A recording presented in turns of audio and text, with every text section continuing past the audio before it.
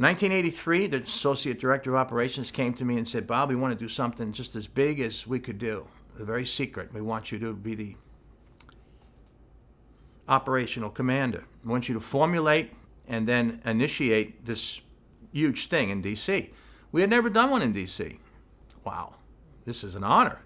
When we sat down, I met with the Marshal and the Chief, two very fine people, Herb Rutherford, Toby Roach, and they had a concept. The hottest thing in D.C. was the Redskin tickets. No one could get Redskin tickets for 12 years. If you were able to go to a Redskin game, you were, oh my gosh, it was just an honor. So we used the bait as the Redskins tickets with dinner and a reception and a bus ride to and from the D.C. Convention Center. So I proceeded to write an operational plan, which was later approved by Howard Safer, the Associate Director of Operations, who later became the police commissioner in New York City. And we fine-tuned the operational plan to include the Redskin, Indian, the Chicken, and those are all undercover roles. So we had 110 undercover roles at the D.C. Convention Center to contain up to 200 violent fugitives at one time. It's never been done in America. We incorporated all the local, state, and local law enforcement agencies. We combined other federal agencies, and we took the best deputy marshals in the country. And we started to train in our undercover roles for about 6 weeks. Now, we had a very limited budget. I think it was $16,000 to do this. So we were bare bones. We were begging and just, can we borrow this? Can we borrow that? The D.C. Convention Center was totally with us. Sent our invitations out, sent our invoices out, set up daises, set up the music, cheerleaders. All the cheerleaders were female deputy marshals in tuxedos. The cleaning man had a shotgun for backup. The Redskin Indian had 2 guns on.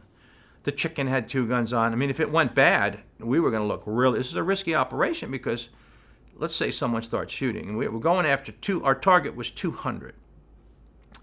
The show goes on, the greatest show on earth. We started off, you walk into the convention center, everything is Redskins, the dais, lots of noise, big screen TVs, playing the Redskin, John Riggins going for the touchdown. The cheerleaders are singing. It was just a party. And who goes to a party with a gun? Nobody. As we got to the dais, we identified the fugitive. I was the chairman of the board. I had 3 wires on, so I was in complete control with 3 sets of executives. The heavyweight executives, the director and the associate director, were hidden in a secret room watching.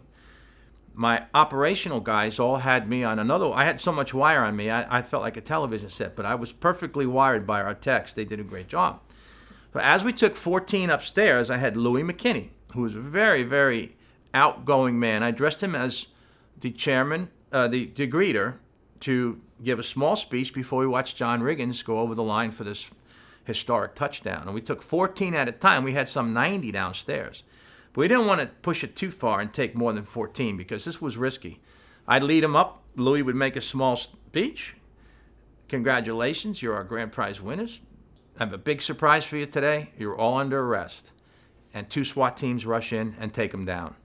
We can't handcuff them, take them out the back, put them in buses right to D.C. jail, bring the next 14 up. We were successful to the tune of like 104 violent fugitives at one time.